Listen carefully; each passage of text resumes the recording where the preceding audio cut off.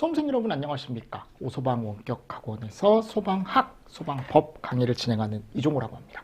자, 이번 시간에 저희 이제 지난 시간에 이어서 화재 쪽 한번 또 보도록 하겠습니다. 자, 세 번째 가보면 얘가 나오죠, 그죠? 자, 이름이 위험물 화재입니다. 일반적인 화재는 아니네요, 그죠? 위험한 물건에서 이제 화재가 나는 건데 일반적으로 우리가 이게 유류 탱크 쪽에서 화재 현상이다라고 얘기합니다. 자, 근데 여기에 가보면 무슨 오버라는 게 계속 나올 거예요. 아셨죠? 그래서 뭐 보일 오버, 뭐 슬롭 오버, 프로스 오버 이런 식으로 무슨 오버, 뭐가 이제 약간 넘치는 듯한 그죠? 이런 현상이 나오는데, 자, 보일 오버부터 가보도록 하겠습니다. 보일이라는 게 약간 이제 끓다 이런 뜻이거든요. 그 얘가 이제 뭐냐면 일단 기본적으로 탱크가 있다라고 가정을 하고 이 안에 중질류라는 기름이 있다라고 가정을 하고 여러분들 우리가 이 현상을 얘기를 할 수가 있거든요. 근데 이 탱크는 일반적으로 밀폐 탱크가 아니고 보통 뭐라고 얘기하냐면 개방되어 있는 탱크다. 즉 윗면이 이렇게 개방되어 있는 탱크다라고 생각하시면 됩니다. 자, 위쪽이 그냥 오픈되어 있는 거예요. 자, 근데 나중에 배우겠지만 우리가 이제 기름 탱크 같은 경우는 방 안쪽, 요 기름 안쪽에서 불이 나는 게 아니고 보통 여기 유류 표면에서 이렇게 불이 나거든요. 어디에서요? 유류 표면 쪽에서. 그럼 이렇게 이제 유류 표면 쪽에서 이제 불이 붙으면 우리가 얘를 이제 뭐라고 하냐면 나중에 액면 화재라고 얘기를 합니다. 액면 화재. 그럼 유류 표면에서 불이 나요. 아셨죠? 이 탱크에서 이제 불이 난 거죠. 그럼 여기에 맨 위쪽에 지금 불이 붙어 있잖아요. 그죠? 그럼 이 위쪽부터 온도가 상승하기 시작하고 아래로 결국은 이제 뭐가 계속 내려가게 되냐면 열이 계속 내려갈 거예요. 처음에는 최상부만 불이 붙어 있다가 최상부 쪽에서 하부 쪽으로 계속 밀고 내려올 겁니다. 뭐가? 열이. 그죠? 그럼 이 가열층이라는 게 계속적으로 아래쪽으로 내려오는 거죠. 그래서 여기 가보면 뭐라고 되어 있냐면 연소 위면으로부터 100도 이상의 열파라는 게 있습니다. 이 열파가 여러분들 제가 지금 내려오는 또는 얘를 이제 연료층이라고 얘기합니다. 이 연료층이 결국 뭐가 되는 거냐면 하강을 하는 거예요. 하강을 하는 거죠. 근데 이게 문제가 뭐냐면 결국은 이게 데펴지는 거잖아요. 그죠? 전체적인 탱크가 이제 데펴지는 현상인데 여기서 끝나면 상관이 없는데 요 아래에 물이 고여 있다면 뭐가 고여 있어요? 물. 이게 어떻게 보면 가장 큰 원인입니다. 보일 오버에. 아셨죠? 그러면 내가 예를 들어 얘가 이제 내려와서 하부에 있는 물 있죠? 얘 온도를 올리겠죠. 근데 물은 100도씨가 되면 뭐가 되기 시작하냐면 수증기로 변하기 시작합니다. 그죠? 그럼 수증기로 변하기 시작했을 때 이 수증기가 됐을 때 문제가 뭐냐면 물의 부피가 처음보다 1700배 정도 팽창을 하게 되어 있어요. 그러니까 얘가 위쪽으로 팽창을 하는 거죠. 바깥쪽으로 팽창을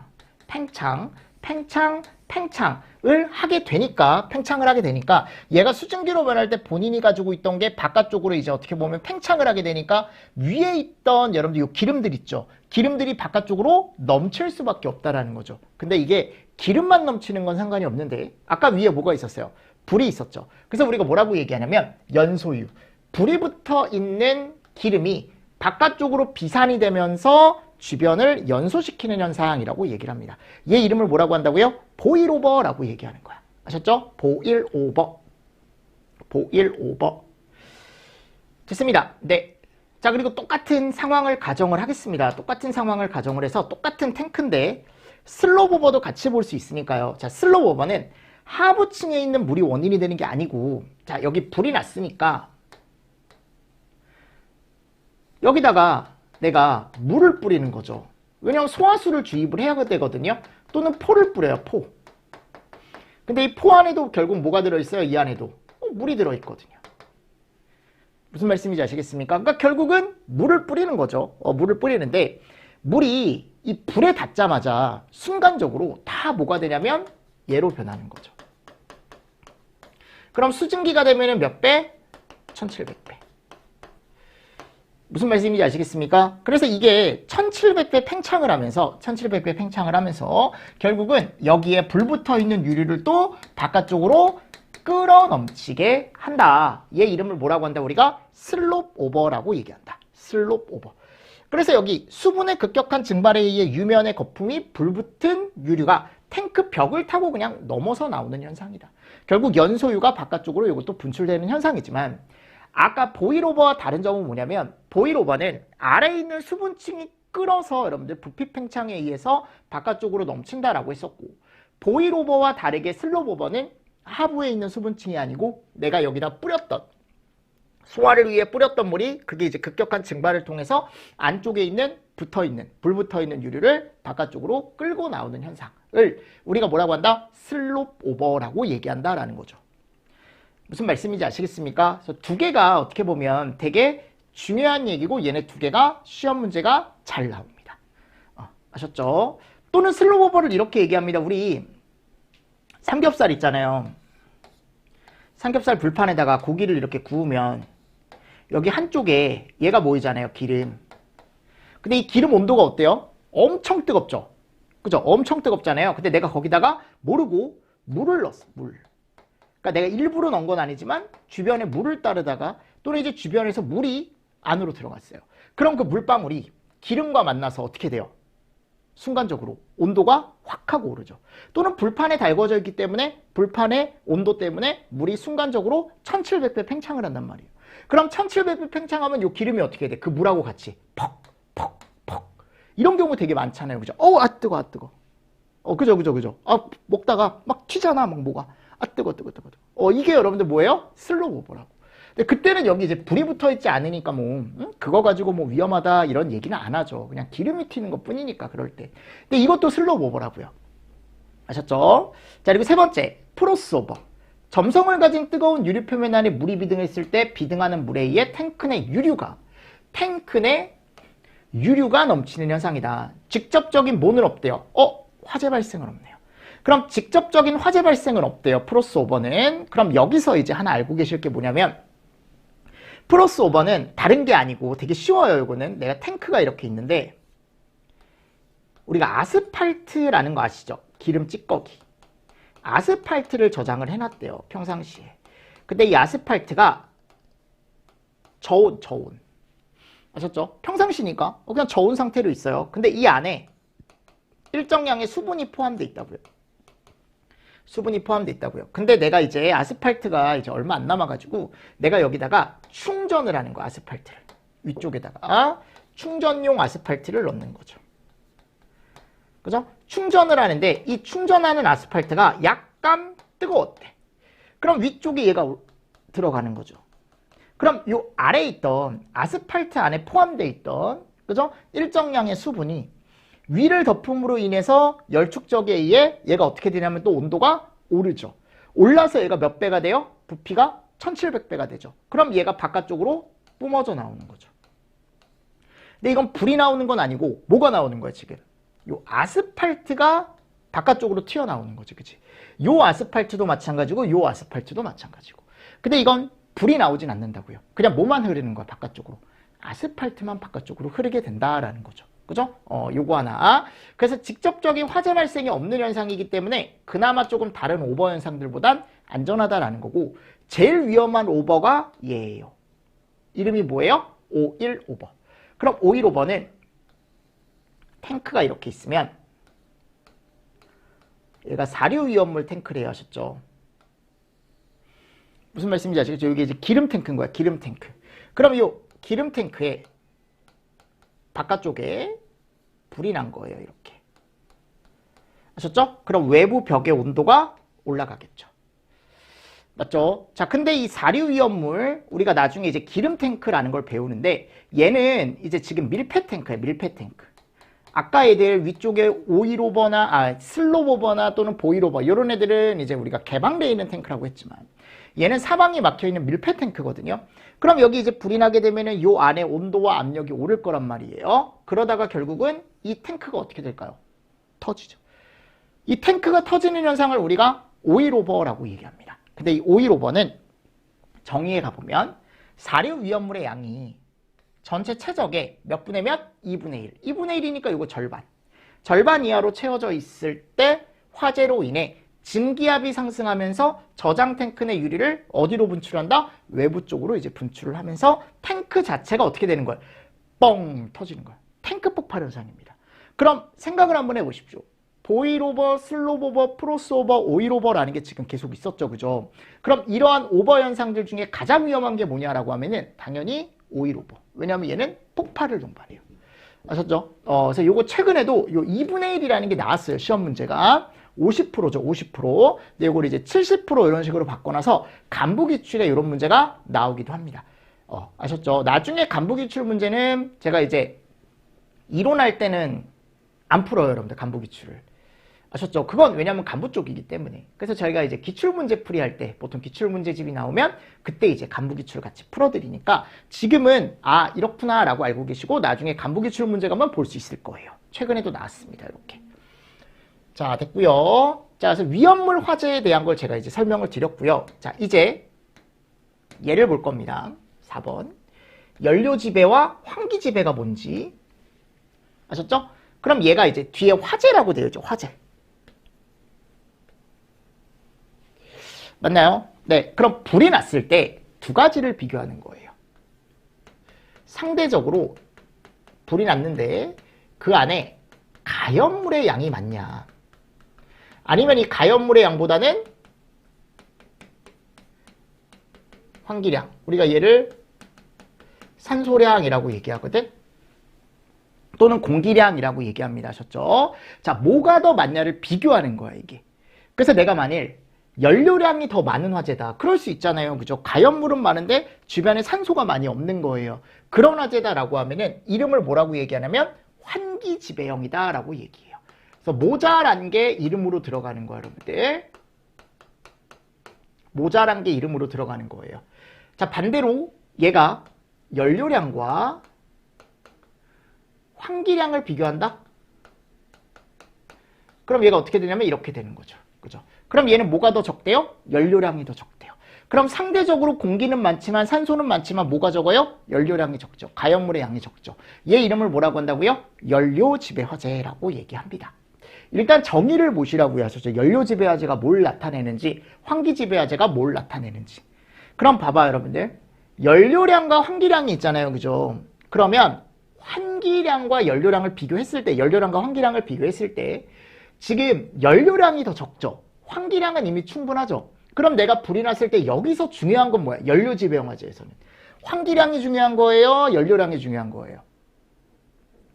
연료량이 중요한 거죠. 왜냐하면 환기량은 이미 많으니까 걔는 지배를 할 수가 없고 누가 지배하는 거야 결국? 연료량이 지배하는 거죠. 이 화재는. 그래서 이름이 뭐라고요? 연료지배형 화재가 되는 겁니다. 무슨 말씀인지 아시겠습니까? 마찬가지. 연료지배화재와 뭐가 있어요 지금? 환기지배화재가 있죠. 그럼 얘네 두 개도 환기량이 지금 더 적은 거잖아요. 그죠? 그럼 이거 누가 지배하는 거예요 여러분들? 환기량이 지배하는 거죠. 이 화재는. 그래서 연료지배형 화재는 얘가 적대. 얘가 적대. 통기량이라는 게 결국 환기량이에요. 아셨죠? 똑같은 거죠. 그래서 이런 식으로 이제 뭐가 적은지, 뭐가 충분한지 잘 보시고 요즘에는 이런 건물이 없죠. 요즘은 이런 건물 없잖아요. 여러분들 목조 건물? 목조 건물이 있는 곳도 있는데 거의 없죠. 그죠? 왜냐하면 목조 건물 자체를 우리가 안전성이나 이런 것 때문에 잘 짓지 않잖아요. 그죠? 목조 건물 요즘은 잘 안 짓는 것 같은데. 그치? 그럼 목조 같은 경우는 특징이 뭐냐면 자, 건물이 다 목조죠. 아, 맞잖아요. 여러분들 건물이 다 나무잖아요. 그럼 결국 이 나무가 다 뭐예요? 가연물이죠. 이 다 여러분들 가연물이잖아. 가연물이잖아. 근데 이 가연물 주변에 누가 항상 도사리고 있습니까? 산소가 항상 도사리고 있습니다. 즉 이 가연물 전체에 산소가 정말 끝내주게 공급이 돼요. 끝내주게. 그럼 주변에 개방되어 있는 공간이기 때문에 산소량은 정말 많은데 그 산소량에 비해 요 나무 있죠. 얘는 그렇게 많지 않다라고 얘기하거든요. 상대적으로 비교했을 때. 그래서 여기는 일반적으로 목조 건물은 그래서 뭐다? 연료지배다. 그리고 할머니네 집에 가보면 저희 할머니 댁도 아직도 목조거든요. 우리 할머니네가 목조예요, 여러분들 아직도. 뼈대가 다 목조예요. 근데 그 목조 구조에 가보면 할머니네 집에 가보면 가연물이 안에 별로 없어요. 뭐 있는 거 자개장 하나 있고, 그죠? TV 하나 있으시고.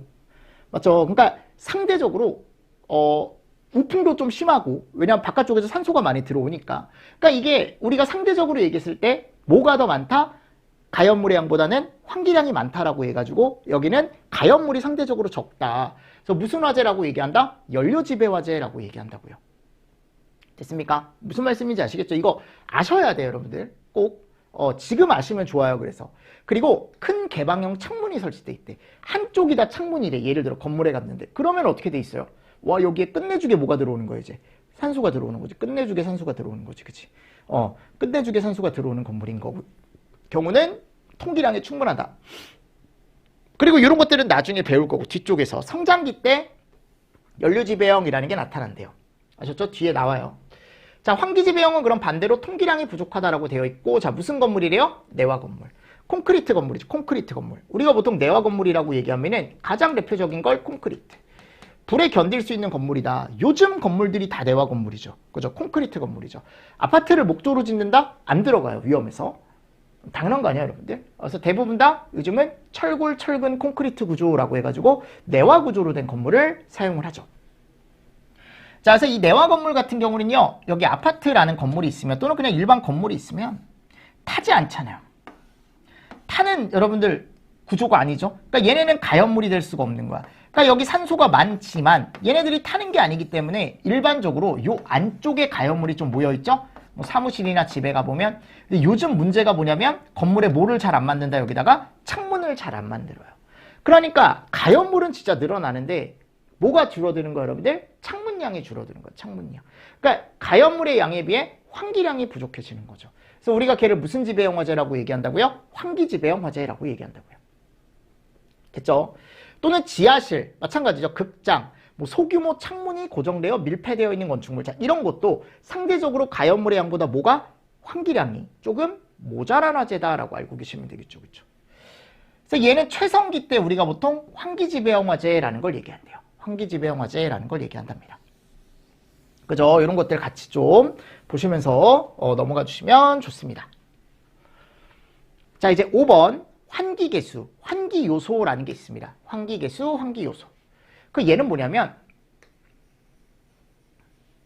일단 지금은 요 식을 알고 계세요. 하셨죠? A 루트 H. 요게 환기량을 결정지을 수 있는 가장 대표적인 값 중에 하나입니다. 그래서 환기량이 충분했을 땐 이게 필요가 없어. 이 요소가. 왜냐하면 그쪽은 워낙 환기량이 좋은 곳이기 때문에. 그럼 환기량이 조금 낮은 곳일 때, 즉 무슨 지배형일 때? 환기지배형일 때 얘를 많이 얘기해요.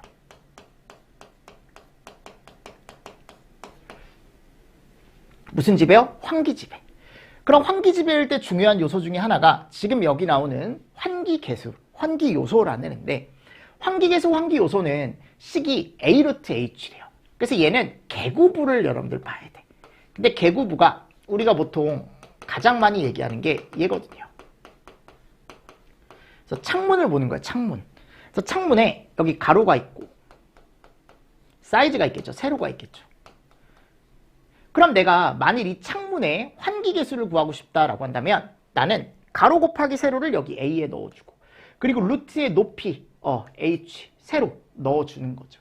자, 그렇게 되면 뭐가 나온다고요? 환기계수 또는 환기요소라는 애가 나온다고요. 그래서 환기계수, 환기요소는 면적과 뭘로 결정이 된다? 높이로 결정이 된대요. 그죠? 환기계수는 뭐에 비례하고? 면적에 비례하고 높이의 제곱근에 비례한다. 환기계수는 면적에 비례하고 높이의 제곱근에 비례한다 라고 되어 있습니다. 그죠? 높이의 제곱근에 비례한다 라고 되어 있습니다. 그래서 요게 예전에 식이 한번 나왔어요. 환기계수에 대한 게. 그래서 요게 시험 문제 되게 잘 나와요. 아셨죠? 그래서 결국은 환기계수가 크다, 환기요소가 크다라는 건 결국은 뭐가 좋다? 환기량이 좋다라는 거고 환기량이 좋다라는 건 그만큼 산소나 공기의 공급이 많이 들어온다라는 거죠. 그죠? 그러니까 산소나 공기의 공급은 일반적으로 연소라던가 또는 화재 쪽에서는 나쁜 게 아니거든요. 이게 많으면 많을수록. 그죠? 근데 이제 우리가 보통 얘기하는 연료지배형 화재에서는 환기계수를 얘기할 수가 없는 게 연료지배형 화재는 일단 기본적으로 우리가 뭐에 따라 영향을 받기 때문에 걔네는 가연물의 양에 따라 영향을 받는 화재이기 때문에 환기량이 그렇게 크게 영향을 주지 않는다고요. 아셨죠? 그런 개념이 들어가 있습니다. 자, 그래서 나중에 저하고 또 정확하게 볼 거예요. 자, 그리고 건물화재 성장 단계라는 게 있습니다. 자, 이게 뭐냐면 내화 건축물 쪽에서 화재가 이런 식으로 성장이 된다라는 거예요. 이게 성장 단계라는 게 나중에 있어요. 그럼 내가 예를 들어 처음에 가연물이 딱 하나가 있어요. 그럼 걔가 타잖아요. 그죠? 그러면 처음에 온도가 뭐 0도에서 200도 뭐 이렇게 이제 오르락 내리락 하겠죠. 그럼 여기서 불이 꺼지면 상관이 없는데 이게 계속적으로 어떻게 됐대요? 진행이 된대요. 그럼 점점 온도가 어떻게 될까요? 올라가겠죠. 그죠? 그래서 요 극초반을 초기라고 얘기한대. 초기. 뭐라고 얘기한다고 여러분들? 초기. 자, 그러다가 가연물이 하나만 타는 게 아니고 2개, 3개, 4개, 5개씩 타기 시작하는 거죠. 그럼 점점 온도가 어떻게 돼요? 올라가죠. 여기 이름을 뭐라고 한다고요? 성장기라고 얘기합니다. 성장기. 그리고 보통 초기와 성장기 쪽에서는 초반에는 얘가 중요하다라고 얘기해요. 무슨 지배? 연료 지배다라고 얘기합니다. 그래서 환기량보다는 무슨 양? 연료량이 더 중요하다라고 얘기를 해요. 처음에는. 그러다가 이제 요 B라는 걸 통해서 우리가 여기로 넘어갑니다. 최성기. 근데 이 B 이름이 뭐냐면 플래시오버. 요거는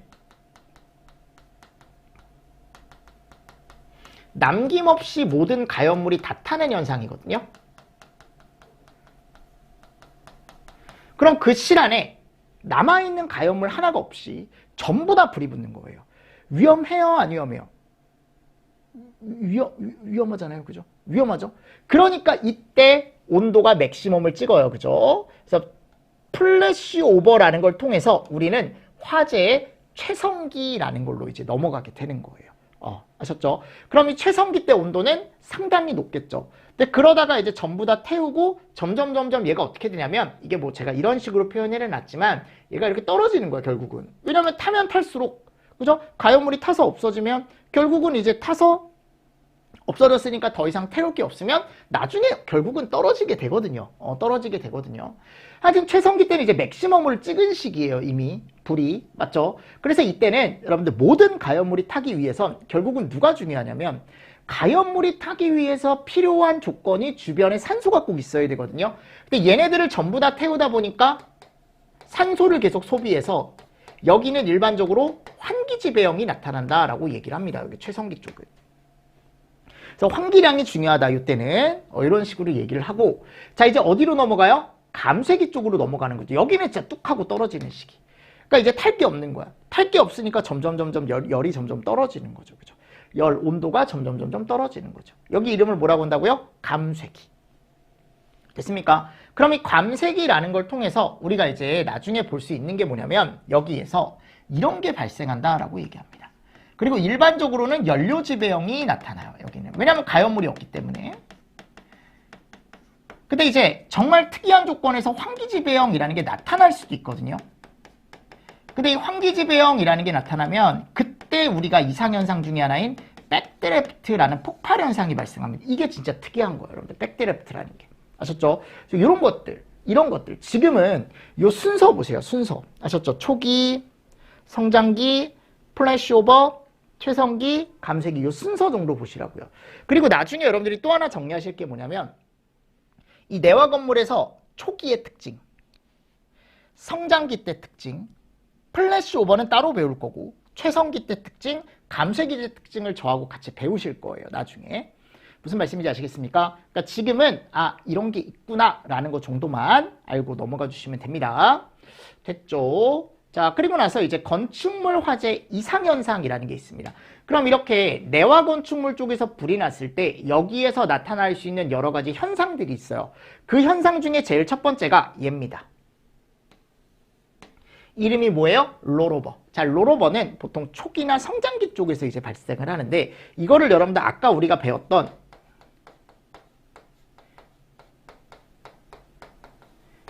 얘를 같이 보셔야 되는데 자, 이름이 뭐예요? 천장 제트 흐름. 그럼 이런 천장 제트 흐름은 아까도 얘기했지만 어떤 실에 불이 붙어 있으면 이 불에서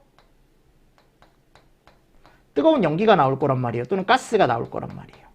그럼 얘가 위쪽에 어떻게 된다 그랬어요? 여기 위쪽에 쌓인다 그랬죠.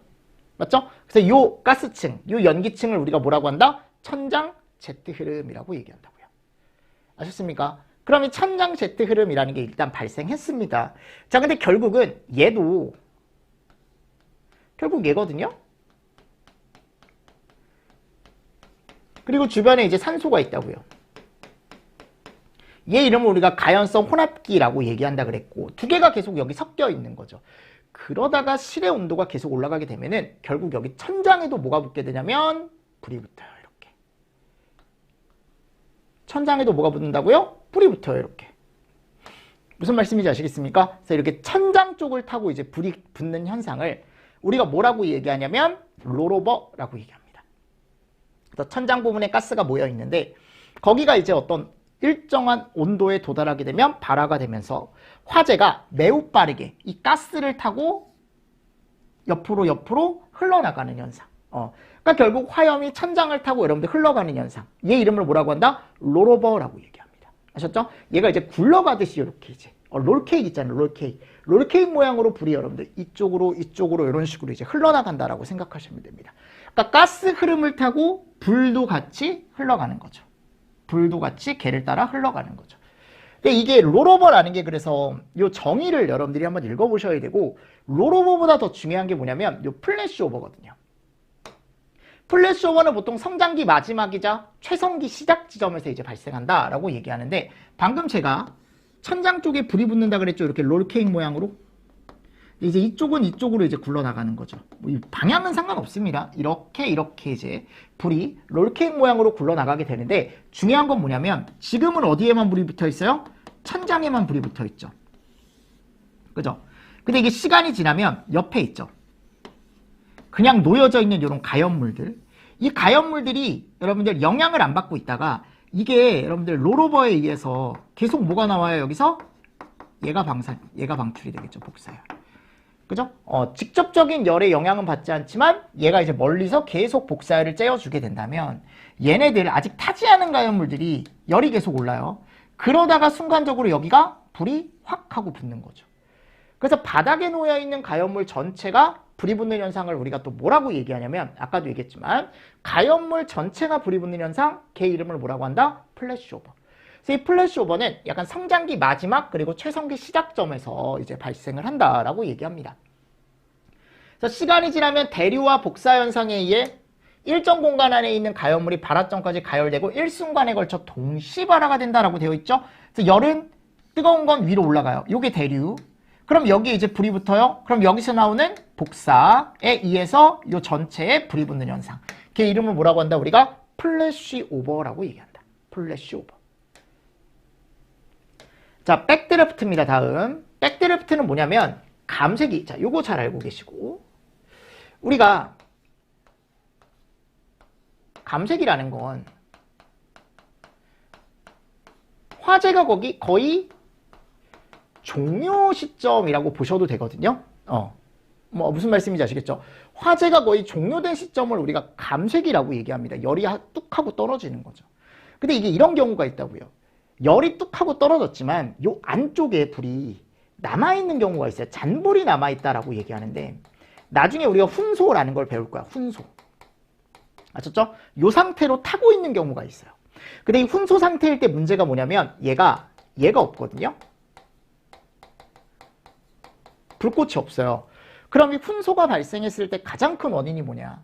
산소가 부족할 때 얘가 발생할 수 있습니다. 뭐가 부족할 때요? 산소 부족. 그래서 이 안에 여러분들 자글자글 불꽃을 보이지 않고 타고 있는 불이 남아있는 거예요. 감색이 쪽에. 다 꺼진 것 같지만 겉으로 봤을 때 불꽃이 잘 안 보인다라고 했으니까. 그러니까 얘가 불꽃을 잘 안 보이면서 타는 이유가 얘라고요. 얘. 뭐가 부족해서? 산소가 부족해서. 그럼 문제가 뭐냐면 요 안쪽에 훈소라는 게 진행 중이기 때문에 일단 이 안에 열은 많이 쌓여 있습니다. 뭐가 쌓여 있다고요? 열이 많이 쌓여 있어요. 그러니까 열이 많이 쌓여 있는 상태고, 자, 지금 여기 훈소라는 게 있죠. 훈소라는 게 있기 때문에 산소 부족 상태에 의해서 얘가 나와요. 이게 왜 얘가 나오냐면 결국 산소가 부족하기 때문에 얘는 무슨 연소? 불완전 연소거든요. 그래서 불완전 연소에서 가장 많이 나올 수 있는 물질 중에 하나가 제가 앞에서 일산화탄소다라고 말씀드렸죠. 근데 일산화탄소가 문제가 뭐예요? 얘가 가연물이거든요. 그러니까 가연물이 계속 나오는 거야. 자, 가연물 있고 열 점화원 있죠. 그쵸? 근데 지금 뭐가 없다? 산소가 없는 거야. 산소. 그래서 소방공무원이 감색이 때 이제 잔불 정리를 하러 어떤 실안에 갔는데 이 안에 지금 일산화탄소와 열이 모여 있는 거죠. 훈소에 의해서. 딱 산소만 없는 거예요. 그럼 소방공무원이 이제 가서 요 실에 뭐 생존자는 없는지 또는 이제 화재가 잘 꺼졌는지를 확인하기 위해 문을 엽니다. 순간적으로 확 하고 열어요. 그러면 그때 주변에 있던 산소가 급격하게 안쪽으로 유입이 돼요. 왜냐하면 얘는 계속 산소를 필요로 하고 있었거든요. 그러다가 확 하고 들어가면은 얘네들이 일순간에 반응을 해요. 근데 일순간에 반응하는 게 그냥 불꽃이 살짝 올라오는 게 아니고 축적돼 있던 축적돼 있던 일산화탄소에 의해 순간적으로 폭발을 일으킵니다. 걔 이름을 우리가 뭐라고 하냐면 백드래프트. 뭐라고 얘기한다고? 백드래프트라고 얘기한다고요. 꼭 알고 계셔야 돼 하셨죠? 요거 시험 문제 잘 나옵니다. 그래서 플래시오버와 백드래프트 두 개는 나중에 제가 그냥 짧게만 정리해놨잖아요. 이거보다 훨씬 길게 정리를 하셔야 돼. 저하고. 됐죠? 지금은 백드래프트가 이런 거고 플래시오버는 이런 거구나 라는 걸 느낌으로 조금 보시면 돼요. 느낌적인 느낌으로. 자, 백드래프트와 플래시오버를 비교하면 백드래프트는 훈소, 불완전 연소가 원인이에요. 그죠? 그리고 얘는 전면적인 자유연소라고 해가지고 그냥 복사열의 축적. 그죠? 뭐 제한되는 것도 없어요. 뭐 산소가 모자란 것도 아니고 이런 것도 아니고. 근데 얘는 이제 산소가 모자라죠? 얘도 산소가 많이 없을 수 있지만 백드래프트에 비해는 원활하대요. 플래시오버는. 발생 시점 성장기와 감색이라고 해놨지만 나중에 제가 성장기 쪽은 나중에 설명드릴 거고 감색이 위주로 보시면 되고. 예전에는 성장기 쪽으로 시험 문제가 나오기도 했었어요. 플래시오버가. 근데 요즘은 다 이렇게 나와요. 성장기 마지막이자 최성기 시작점. 그래서 아까 그래프에 가보면 성장기 마지막 최성기 시작점에 뭐가 있었어요? 여기 B. 플래시오버가 있었죠. 그렇죠? 그러니까 뒤에 게 조금 더 정확한 표현이죠. 이게. 그리고 얘는 폭발이에요. 뻥 하고 터지거든요. 그래서 소방관이 다치는 거야. 이거는. 정말 위험한 거죠. 근데 얘는 폭발은 아니야. 그냥 폭발적으로 불이 확 하고 퍼지는 거지 뻥 하고 터지는 폭발 현상은 아니라고요. 그럼 얘가 발생할 수 있는 가장 큰 원인은 급격하게 산소가 들어왔기 때문인 거고 얘는요. 이 안쪽에 뭐가 쌓여있기 때문에 복사열이 충분하게 쌓여있기 때문에 그죠? 축적된 복사열에 의해 플래시오버 현상이 일어난다라고 되어 있습니다. 그러니까 이런 것들 잘 보시고 넘어가 주셔야 됩니다. 지금은 나중에 저하고 같이 할 거예요. 아셨죠? 근데 이 축적된 복사열을 주는 게 아까도 얘기했지만 롤오버. 그래서 우리가 나중에 롤오버라는 걸 플래시오버의 전조현상이다라고 해서 추가적으로 또 하나 배워요. 자, 다음 화재가 가혹하게 하는 정도 화재 깊이를 우리가 뭐라고 하는데 이 심도라는 걸 화재 깊이 화재가 가혹하게 하는 정도를 우리가 화재 가혹도 화재 심도라고 얘기하는데 얘가 정의가 뭐냐면 화재가 발생했을 때 그 건물에 재산을 파괴하거나 손상을 입히는 능력의 정도. 그러니까 건물도 마찬가지고 그러니까 건물이나 재산을 파괴하고 손상을 입히는 정도를 화재가 얼마나 우리한테 가혹하게 다가왔는지 화재 가혹도 또는 화재가 얼마나 깊게 일어났는지 화재 심도라고 얘기한대요. 근데 이 화재 가혹도를 일단 정의를 알고 계시라고요. 근데 이 가혹도를 결정지을 수 있는 요소 중에 두 개가 그 실의 최고 온도와 그 최고 온도가 얼마나 지속되는지에 따라 건물이나 재산이 얼마나 파괴를 당하고 손상을 입을 수 있는지가 결정이 된대요. 그래서 우리가 이 화재실의 최고 온도를 다른 말로 화재 강도라고 나중에 얘기할 거고요. 이 지속 시간을 우리가 이름을 화재 하중이라고 얘기할 거예요. 그럼 이 최고 온도는 뭐에 의해 결정되는 거냐면 열의 어떤 양에 의해서 얘가 결정이 되는 거고 지속 시간을 결정지을 수 있는 요소 중에 가장 대표적인 게 가연물의 양. 그래서 가연물의 양이 많으면 우리는 걔를 지속 시간이 길다라고 얘기하는 거고 가연물의 양이 적으면 가연물의 양이 많을 때보다는 상대적으로 적을 때 지속 시간이 조금 적다라고 얘기를 하는 거죠. 그래서 이 식을 꼭 알고 계시라고 나중에 여러분들 저하고 또 배울 거니까 지금은 정의 정도 보시면 돼요. 그래서 화재 강도와 화재 하중이라는 걸 곱한다. 화재 강도 이꼬르 열 방출률, 화재 하중 이꼬르 바장 면적당 가연물의 양. 그래서 두 개 곱을 우리가 화재 가혹도, 화재 심도라고 얘기하는 거고 화재 하중은 단위 면적당 가연물의 양. 그러니까 결국은 그냥 쉽게 생각하면 얘는 가연물의 양이거든요. 가연물의 양이라고 얘기하는 거예요. 그리고 얘가 또 결정지을 수 있는 건 이 양에 따라 얘가 결정이 된다고요. 위에 나오는 게 똑같이 나오는 거예요. 지속시간. 그래서 정의 알고 계시고 얘를 또 우리가 지속시간을 결정지을 수 있는 애 중에 하나다라는 거 알고 계시고 나중에 화재 하중 공식이 나와요. 요거는 무조건 암기하셔야 돼. 하셨죠? 최근에도 올해죠. 올해 시험에도 나왔고 그죠? 원래 계산 문제가 잘 나와요. 요거는. 그래서 이렇게 생각하시면 돼. 지금 여기 사무실에 가연물이 엄청 많아요. 뭐 예를 들어 뭐 저기 종이도 있고요. 플라스틱도 있고 뭐 나무도 있어요. 나무도 있는데 이런 것들이 쭉 이제 있을 때 내가 그 실에 화재 하중을 구하고 싶다라고 한다면 우리 사무실의 바닥 면적을 아래에다 넣어줘요. 그리고 위쪽에다가 이 실에 있는 모든 가연물의 발열량이라는 걸 다 대입을 합니다. 위쪽에다가.